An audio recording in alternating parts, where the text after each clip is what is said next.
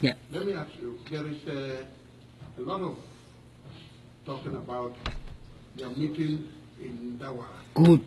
Dan Pullo. Yes. Please, could you because I knew the question was going to come. no, it's so not a question. I want you to talk no. You see, what obtained yes. in Dawara. Let me give you. And well, I want to tell you what. No. Before you give your reaction, let me give you the answer, because by giving your reaction, you are asking a question and answering it, which is not necessary. You have not listened to me. Okay. Right. Go ahead. When you were in Dawara, did you sign any document? Your meeting in Dawara, Dan Pullo. That's why I said you are asking a question and trying to answer it, because even though you have put this as a question. No, look. Excuse me. Excuse me. My answer to your first question incorporates this second question. So why must you ask a global question and then you start putting the splinters of that question and asking me to first answer the splinter before going to the comprehensive question? Then I want to say I don't know how to present questions like you, a lawyer. No, you know. You definitely know. I know. Okay, let me tell you what happened. First of all, I did not sign any document presented to me in Dawara. Is that clear? That's right, yeah. Good. Secondly, let me tell you the story of Ndawara. Alhaji Baba Dan Pullo. He called me because I had done some consultancy for him several years back. His lawyer happens to be the first Muslim in southern Cameroon that is practicing. And the boy was training with me before going to, I pushed him to go to Nigerian law school. And I can tell you I took off with a very bad relationship with Dan Pullo. He was harassing Bururos and chasing them away and taking the land and forcing them to pay money to him. I went to Ndawara in the mosque and stopped the Bururo people who were called to come and pay in the mosque where the Akali court was sitting in Ndawara. Some money. I came there, wore my wig and gown. We don't appear in customary courts, and the Akali court is like a customary court. I terrorized them with my dressing, and that was purely human rights advocacy and was pro bono. I did that for Ado Duni. He's still alive, and his children. And they remain eternally grateful to me. I went there and told the man, give me the money here. They gave me, I turned the thing and gave the son. I said, you get out of here and let's go. You, the Akali, you are not even a Cameroonian, you are a Chadian. The Akali court. Yes. Wait. I told him this, and I told the people, let's go. I had taken the father of that my trainee, because I didn't have a car. The father of that my trainee is the one who drove me to that place with his Subaru to go and save those people. When we came back, they started hunting for Sule's father. I took Sule's father and gave him refuge in my residence for 2 months. And I sent word to Alhaji Baba. I say, I hear that you terrorize people. You come and meet a Baliman in my house. They went to Justice Misare. He went to Justice Misare and tried to lobby if they could talk to me. Went to the governor's office and so on and so forth. They say, that one, we cannot even handle him. But it came to a point where the same Bururo people that I had been defending, some of them started collaborating with Alhaji Baba, and it isolated the activists amongst them. And I said, to allow that conflict to continue, it is important, if an opportunity presents itself, to broker peace between the two of them. That's a prelude to it. So on one occasion they had a conference and they asked me to present a paper for the adults in the Northwest. I'm not part of that community. All the adults were in the Congress Hall. And I went there and I told my story that fighting may be good, but building peace is more important. That came to pass. This man called me, said, Bobga, the President Biya has asked me that I'm a businessman and an elite of the Northwest. You should definitely know who that lawyer Bobga is. Can you call him and ask him what really the problems of lawyers are so that we can solve this thing? And I told him that this is not the problem of lawyer Bobga. It is the problem of common law lawyers. And there are 4 of us who are leading the complaint. There is myself as the president of Northwest Lawyers Association. There's Bala as president of FACO Lawyers. There's Eyambe as president of Meme Lawyers. And there is Emilien Ganjo as president of Malmu Lawyers. I said, I will not attend any meeting with you. If you came to my office to brief me for a case that has nothing to do with this matter, we'll talk one-on-one. But so long as it concerns the lawyers' fight, trust me, you must receive us as a team. I took off for Southwest, and I discussed it with Bala. I told Niba Fontem. Bala is the one who called Emilien. I was sitting in his car and informed her. He called Eyambe and informed her. So all of us, the 4 presidents, we agreed to go to Ndawara, including Niba Fontem, who is the Secretary General of the University Lecturers Syndicate in Boya. When we did that, Agobala dropped me at Grand Jano Express. I was supposed to travel the night. They tried to convince me that I should wait and we leave very early in the morning. I said, you guys are younger people. Me, I'm old. I want to go overnight. I will sleep for about 3 hours. I'll sleep for about 3 hours. And I hope you're not filming, Mr. Kum. No, he's not. No, he shouldn't do that. No, if you want to film, you collect what would have been done here. Yeah. I'm not afraid of anything, but I think that I want us to have, one source. Yes. Mm-hmm. Now, okay. What happened is that Agobala dropped me and my luggage at Grand Jano at about past 6. Then he left and went back home. At 8 o'clock, because the buses take off at 10, he called me and said, Nibobga, Papa has finally passed. There's no way I can go to Bamenda with you. I asked him immediately, have you called Eyambe? Because for me, if it entailed our postponing so that everybody should be on board, we would have done it. He said, no, you people go and you give me the results. I've not yet called Eyambe, but in due course, I'll call him. We took off. Coincidentally, Niba Fontem met me and we rode in the same bus to Bamenda.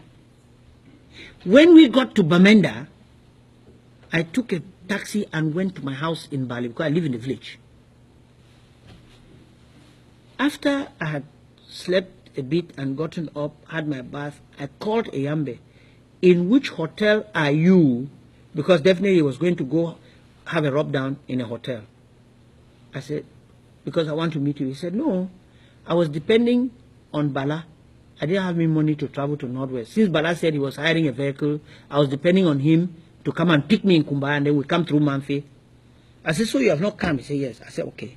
Fontem travel with me, so we will go with Fontem. I called Tassang in the presence of Fontem. Tassang said he could not sacrifice his Sunday service. I tried to convince him that this is the sacrifice we are all making. He said, no. At 1 o'clock, we had delayed because Franz Venkat told me to wait for them. They came to my house. They interviewed me for about 1 hour, 45 minutes on the struggle. And when we got to town, since I didn't have a good vehicle that could go up to Ndawara, we're depending on the state council, whom Alhaji Baba had asked to assist us if we didn't have transport. Tassan called us at 1 o'clock or past 1 and said, where are you people now? If you give me 1 hour, 30 minutes to 2 hours, I can catch up with you people. And I said, look, we're supposed to take off at 9 o'clock. All these fellows have been waiting. The people of France Venkat asked me, can they accompany us? And since I didn't know there was anything to hide, I said, please, we want as much vision to what we are doing. So if you accompany us and you carry out the interview, good and fine. And you cover the occasion. So we left from Ndawara. And when we got there and sat in Alhaji Baba's office, a former CLTV journalist, Nyok Moses, you might know him. He now works for Alhaji Baba. And when we were discussing, they were asking questions and we were explaining.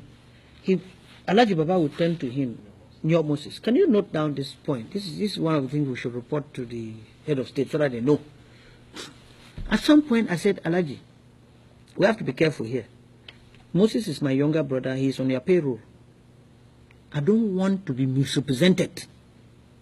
Nyok Moses is not competent to summarize and present our opinion and feelings. So my option is that we will give you the raw thing that we want the head of state to hear. So he was the, wait, listen. He was the rapporteur. Just listen, please. Just listen. And when I rejected him taking notes with a view of summarizing or whatever, I told Alhaji Baba, we are going to prepare a communique to President Biya via you, Alhaji Baba, and the introduction was pursuant to your request through Alhaji Baba that he should approach, I didn't say lawyer Bobga, he should approach the lawyers and find out what their problems were. We are sending you this reminder because since May, we have been sending the same message.